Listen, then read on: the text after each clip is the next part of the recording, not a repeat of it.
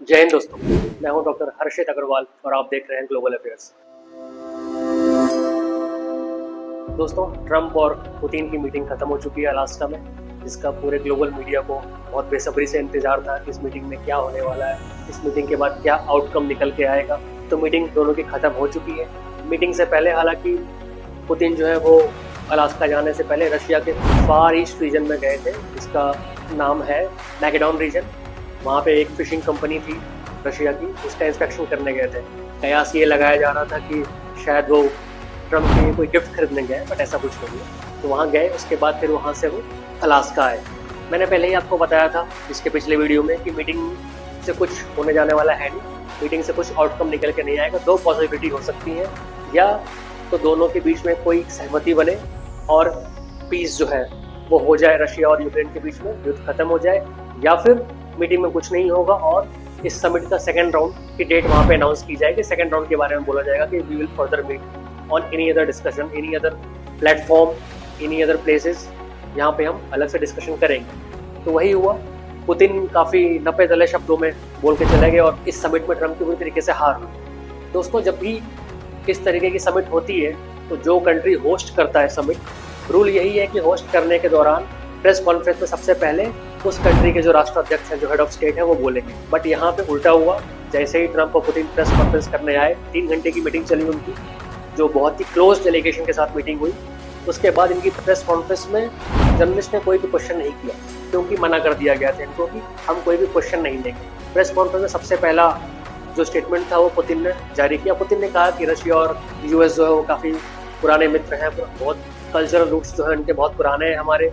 हम world war 2 में भी साथ में थे और साथ में ही हमने जर्मनी, इटली और जापान से लड़ाई करी थी। तो हमारे कल्चरल रूट्स जो है काफ़ी स्ट्रॉन्ग हैं और हम एक क्लोज नेबर भी हैं, क्योंकि रशिया और यूक्रेन का जो अलास्का वाला हिस्सा है वहाँ पे सिर्फ महज 4 किलोमीटर की दूरी है रशिया और यूक्रेन के, रशिया और यूएस के आइलैंड के बीच में। तो आप पैदल भी रशिया से यूएस जा सकते हैं। तो उस नज़रिए से दोनों काफ़ी क्लोज नेबर भी हैं। पुतिन ने ये बात भी कही और साथ साथ पुतिन ने कहा कि अगर यहाँ पे शांति चाहिए, अगर रूस और यूक्रेन के बीच में जो लड़ाई चल रही है वो अगर रुकना है, उस लड़ाई का जो प्राइमरी रीजन है कॉन्फ्लिक्ट का, उस पर हमें ध्यान देना होगा, उसको एलिमिनेट करना होगा। यूक्रेन की सिक्योरिटी हम भी चाहते हैं, बट हम किसी भी डील पे यहाँ पहुँचे और ऐसा हो कि बाद में मेरे जाने के बाद नेटो और यूरोप बैकडोर से फिर से कुछ नया एग्रीमेंट साइन कर ले और नई डील ले आए, तो वो मैं नहीं बर्दाश्त करूँगा। इस वजह से यहाँ पे हमारी अभी कोई डील नहीं हो पाई है। दोस्तों, इस मीटिंग में साफ झलक रहा था कि ट्रंप बिना तैयारी के साथ आए। पुतिन का हर एक स्पीच बिल्कुल ही परफेक्टली क्राफ्टेड थी, डिप्लोमेटिकली एक्सीलेंट स्पीच थी, नपे तुले शब्दों में उन्होंने बोला। लेकिन ट्रंप एज यूजुअल कैजुअल थे। We will meet, we will have chat, this meeting is very productive, we will work together. जो उनका वेग सा स्टेटमेंट हमेशा रहता है, वैसा ही स्टेटमेंट था। मतलब मुझे ये लग रहा था कि मीटिंग में कुछ तो तैयारी ट्रंप करके आएंगे। ठीक है, ट्रंप का विकेट जो है काफ़ी वीक है, बट कुछ तो तैयारी करके आएंगे, लेकिन कोई तैयारी नहीं। दोस्तों, जब भी बात पब्लिक परफॉर्मेंस की आती है ना, तो चाहे वो कितना ही बड़ा पावरफुल लीडर हो, कोई बिजनेसमैन हो, कितना ही पैसे वाला हो, अगर पब्लिक परफॉर्मेंस में आपकी तैयारी नहीं तो आप वहाँ पे फ्लॉप कर जाएंगे। वही ट्रंप के साथ हुआ। पुतिन ने पूरी तरीके से ट्रंप को डोमिनेट किया। मीटिंग में कुछ निकल के आया नहीं। लास्टली पुतिन ने ये भी कह दिया ट्रंप को कि हम नेक्स्ट समिट जो इसका होगा, राउंड 2 समिट जो होगा, क्रेमलिन में करेंगे और मैं ट्रंप को क्रेमलिन बुला रहा हूँ एडवांस में। अब अगर ट्रंप रशिया जाते हैं इस मीट के लिए, जो कि अगर राउंड 2 मीट होगा इस समिट का, तो अगर रशिया जाते हैं तो पूरी तरीके से गेम जो है वो पुतिन के हाथ में होगा। अभी भी गेम पुतिन के हाथ में ही था। इस समिट का जो हाईलाइट है वो पुतिन लेके चले गए हैं। पूरी तरीके से मीडिया में बने हुए हैं पुतिन, और ट्रंप की भद पिट गई है। और अगर नेक्स्ट समिट जो होगा ट्रंप रशिया गए, तो वहाँ पे पुतिन की एक और बड़ी जीत होगी, क्योंकि वहाँ पे जो वेस्टर्न मीडिया है वो अपना नैरेटिव नहीं बना पाएगा और जो भी फैक्ट्स होंगे उसको रशियन मीडिया पब्लिक में रखेगा। दूसरी बात ये है दोस्तों, अब मीटिंग से पहले ट्रंप ने बेलारूस के जो प्रेसिडेंट हैं, जो पुतिन के बहुत पुराने एलाई, उनसे बात करी। फिर उसके बाद एक प्रेस कॉन्फ्रेंस किया, उसमें बोला कि मैं यहाँ पे कोई डील करने नहीं आया, मैं कोई नेगोशिएट करने नहीं आया हूँ, और यूएस एक हार्डेस्ट कंट्री है। मेरी प्रेसिडेंसी संभालने से पहले यूएस काफ़ी डेट में हुआ करता था, $36 बिलियन का उसके पास डेट था, बट अब टैरिफ से उसको hundreds of billions of dollar की कमाई होगी।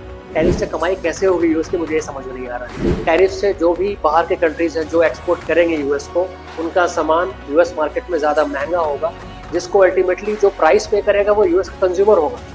तो लॉस तो यूएस के पब्लिक का वहाँ पे। ये बात ट्रंप अच्छे से जानता है, नहीं जानता है, पता नहीं क्या करने वाला है, गॉड नोन्स। तो टैरिफ से यूएस की कोई कमाई होने वाली नहीं है। ट्रम्प ने ये भी कहा था कि जो टैरिफ से हम कमाई करेंगे उसके बाद हम यूएस की जो आम जनता है उसका सारा टैक्स माफ कर देंगे। अब मैं आपको बताऊं दोस्तों, तो यूएस का जो टैक्स का कंट्रीब्यूशन है हर साल का वो तकरीबन $4 ट्रिलियन के आसपास का है, और टैरिफ से जो भी कमाई होगी यूएस की वो तकरीबन $600 बिलियन के आसपास होगी साल की। तो ये 7 गुना जो गैप है कहाँ से भरेगा? तो ऐसी वेग सा स्टेटमेंट जैसा ट्रम्प देते हैं हमेशा, वैसे उन्होंने दे दिया। इस मीटिंग से पहले जेफरी सैक्स जो यूएस के काफ़ी जाने माने इकोनॉमिस्ट, उन्होंने भी कहा था कि रशिया यूक्रेन वॉर को शुरू होने के लिए जो प्रोवोकेशन की ज़रूरत थी वो यूएस ने, वो आग में घी डालने का काम यूएस ने किया। यूएस ने 2014 में यूक्रेन में मिलिट्री को करके तख्ता पलट किया और प्रो नेटो रिजीम वहाँ पे एस्टैब्लिश करी। इससे पहले जो प्रेसिडेंट थे वो काफ़ी न्यूट्रल थे और रशिया और नेटो के बीच में काफ़ी रिलेशनशिप मेंटेन करके चलते थे, ना इधर की सोचते थे ना उधर की सोचते थे, इंडिपेंडेंटली काम करते थे। बट 2014 में अमेरिका ने कू करके तख्ता पलट करवा दिया। उसके बाद से फिर रशिया को अपना सिक्योरिटी थ्रेट होने लगा कि हम भाई हमारे बॉर्डर पे अगर नेटो आ जाएगा और एक्सपेंड करता जाएगा तो हमारा जो वेस्ट रीजन है, जो वेस्टर्न रीजन है, उस पर खतरा मंडराने लगेगा।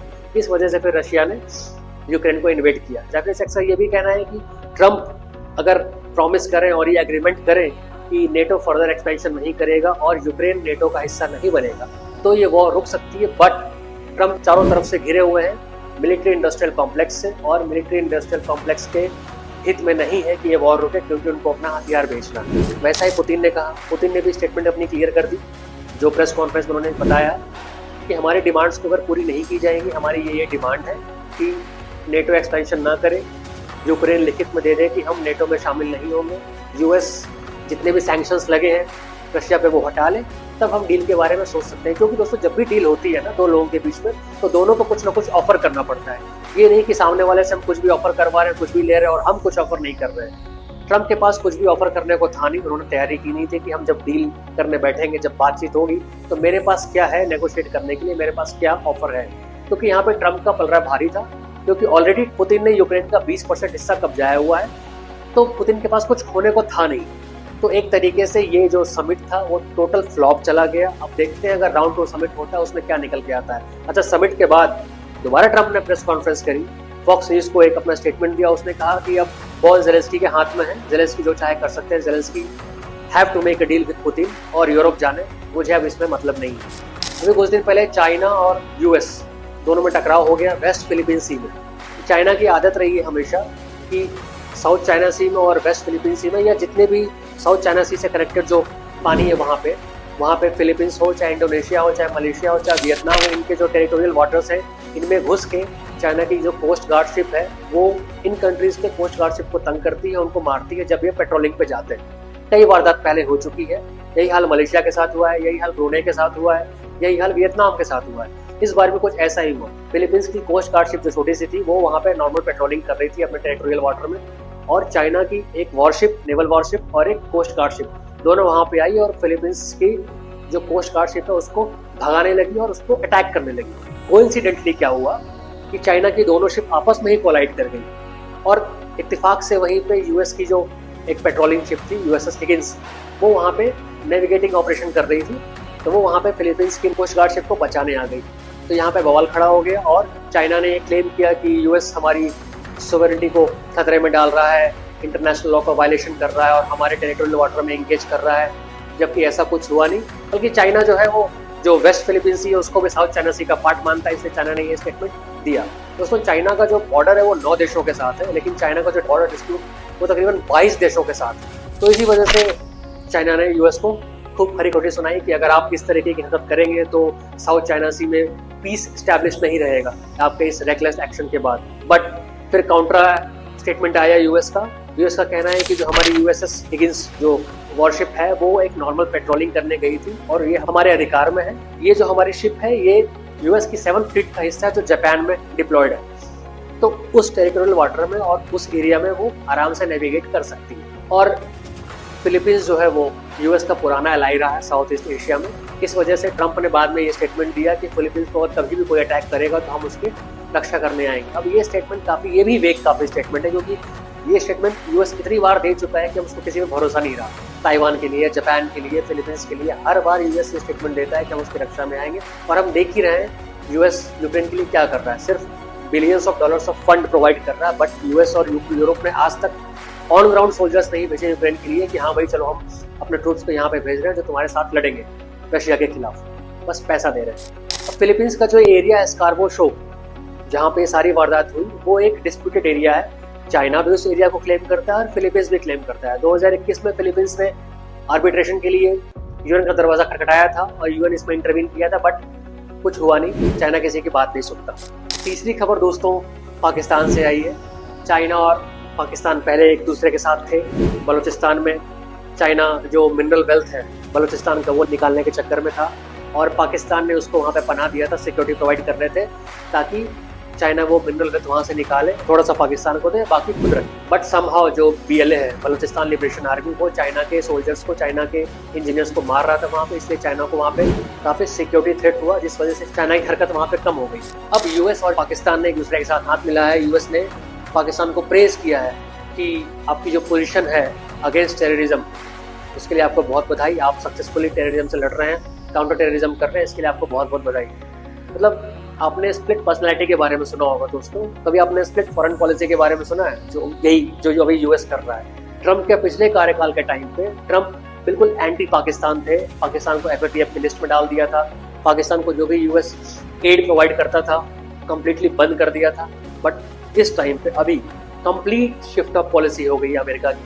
अमेरिका और पाकिस्तान ने जॉइंट स्टेटमेंट निकाला कि the US uploaded Pakistan continued successes in containing terrorist entities that pose a threat to the people and security of the region of the world. Furthermore, the USA expressed condolences for the loss. ये सिर्फ statement ही नहीं है, ये उन सभी लोगों के मुंह में तमाचा है जो कहीं ना कभी टेररिज्म का शिकार हुए हैं या उसका विक्टिम बने।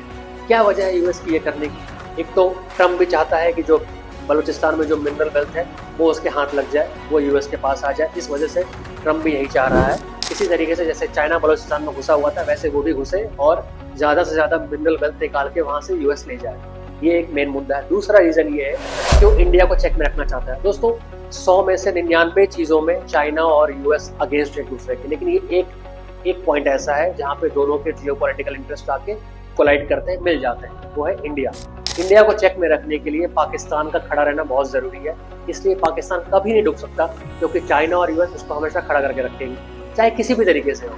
ह्यूमन राइट्स के नाम पे एड दे दिया, पोलियो के नाम पे एड दे दिया, एजुकेशन के नाम पे एड दे दिया, हेल्थ फैसिलिटीज़ के नाम पे एड दे दिया, कुछ भी करके लोन दिलवा के उसको पाकिस्तान को खड़ा रखेंगे, क्योंकि यूएस और चाइना दोनों जानते हैं कि अगर पाकिस्तान गिर गया तो फिर इंडिया को रोकने वाला कोई नहीं, वो तो वैसे भी रोकने वाला इंडिया को कोई नहीं है। पाकिस्तान का खड़े रहने में चाइना और यूएस की भलाई होगी। चाइना अच्छे से जानता है, यूएस भी अच्छे से जानता है कि इंडिया बहुत जल्द एक इकोनॉमिक सुपर पावर बनने वाला है, और एक बार इंडिया भारत आर्थिक महाशक्ति बन गया तो फिर इसको कोई रोक नहीं पाएगा।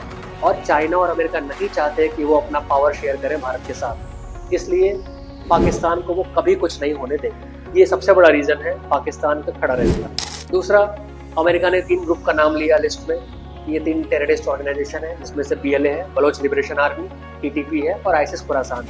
इन तीनों को अमेरिका ने टेररिस्ट ऑर्गेनाइजेशन डेजिग्नेट कर दिया। मतलब हिपोक्रेसी की भी हद होती है। पाकिस्तान में ही हाफिज सईद है, लश्कर-ए-तैयबा का चीफ, पाकिस्तान में ही मौलाना मसूद अजहर है, जैश-ए-मोहम्मद का चीफ, पाकिस्तान में ही एक्टिव टेररिस्ट ऑर्गेनाइजेशन काम कर रहे हैं, बट उनका नाम नहीं लिया ट्रंप ने, उनका नाम यूएस डेलीगेशन ने नहीं लिया, लेकिन TTP और ये BLA और ISIS खुरासान का नाम लिया, क्योंकि ये एंटी पाकिस्तान एस्टैब्लिशमेंट है और ये जैश-ए-मोहम्मद और लश्कर-ए-तैयबा जो पाकिस्तान के साथ मिलकर काम करते हैं, इस वजह से इनका नाम नहीं लिया गया। यूएस का शुरू से यही रहा है, पहले पाकिस्तान के साथ मिलकर आतंकवादी पैदा करते हैं, आतंकवाद को बढ़ावा देते हैं, और जब बाद में उनके ही घर में वही सांप डसता है तब आतंकवाद को बुरा भला कहते हैं। लादेन के टाइम में उन्होंने यही किया था। 78 में जब अफगानिस्तान में वो लोग आए, वहाँ अफगान के लोगों को बुलाकर पाकिस्तान के साथ मिलकर उनको ट्रेन कर रहा था, हाईली रेडिकलाइज करा उनको, और उनको फिर रशियंस को मारने में काम आए। फिर 1986 में उसी के थ्रू अलकायदा बना, 1996 में 1996 में तालिबान बना, अब बाद में फिर उन्हें इन्वेट करना पड़ा अफगानिस्तान में तालिबान को मार भगाने के लिए, और अलकायदा ने 2001 में 9/11 किया। तो यूएस का एक पुराना इतिहास रहा। यूएस ने एक और स्टेटमेंट दिया कि both sides reaffirm their intention to work closely in multilateral forum including UN to promote effective and enduring approaches to counter terrorism. हम साथ में मिलकर टेररिज्म के खिलाफ लड़ेंगे, हम यूएन को भी इसमें इन्वॉल्व करेंगे और आने वाले समय में जो भी टेररिस्ट से खतरा होगा उससे हम निपटने के लिए हर कोशिश संभव करेंगे। बताया जा रहा है दोस्तों कि बलूचिस्तान में कम से कम $5 ट्रिलियन की जो मिनरल वेल्थ है वो है, इसी पे ध्यान है इसका। दोस्तों आज से नहीं, अमेरिका का इतिहास उठा के आप देख लीजिए, जितने भी प्रेसिडेंट रहे हैं अमेरिका के, सबने लॉन्ग टर्म स्ट्रेटेजिक रिलेशनशिप से ज़्यादा शॉर्ट टर्म ट्रांजैक्शनल गेन को महत्व दिया है, उसको प्रायोरिटाइज किया है। इसी वजह से आज की डेट में जो इंडियन गवर्नमेंट है वो ट्रस्ट नहीं करती यूएस की गवर्नमेंट को। Indian government does not trust US as a reliable partner. Media में कुछ भी बोले, इंडिया ऊपर से कुछ भी बोले, लेकिन बात यही है, जैसे यूएस भारत को बेवकूफ़ बनाता है वैसे भारत भी बेवकूफ़ बनाता है यूएस को। और आज की डेट में इंडिया के जो आम पब्लिक है उसके मन में भी एक रोष आ गया है अमेरिका को लेकर कि क्या ट्रम्प हर दिन कुछ ना कुछ स्टेटमेंट देता है इंडिया के खिलाफ, टैरिफ पर टैरिफ बढ़ाया जा रहा। अभी जो पुतिन के साथ समिट होने वाली, उससे पहले ट्रम्प ने बोल दिया कि अगर ये पीस डील नहीं होती है तो हम इंडिया पे और 25% का टैरिफ और लगा देंगे, तो टोटल 75% का टैरिफ इंडिया पे लग जाएगा। मतलब इंडिया को कुछ लेना देना ही नहीं है। पुतिन के साथ ट्रम्प की मीटिंग थी, जो डील होनी है वो यूक्रेन के लिए होनी है, नहीं हो रही उसमें बर्फ पे टैरिफ डाल देंगे। तो अब देखते हैं क्या होता है आगे, सेकेंड समिट होता है कि नहीं होता है रशिया में, और वो बाद में पता चलेगा। अगर आगे कुछ होता है तो मैं आपके लिए अलग से वीडियो लेके आऊँगा। जय हिंद, भारत माता की जय। अगर इस वीडियो को पसंद आया आपको तो इसको लाइक करिए, सब्सक्राइब करिए और शेयर करिए।